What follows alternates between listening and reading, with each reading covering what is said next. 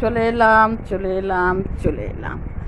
বাংলার রান্নাঘরে চলে এলাম বাংলার রান্নাঘরে। আজকের কী নিয়ে?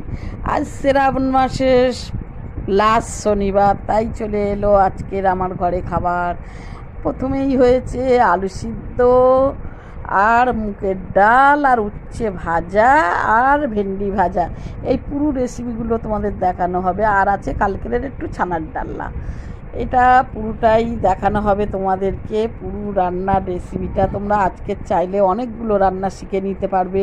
পুরো ভিডিওটা যদি দেখো, তোমরা সঙ্গে থাকো।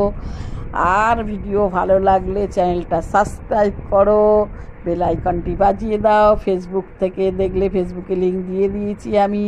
ফেসবুকে যদি দেখতে চাও তাহলে তোমরা ফলো করে দিও।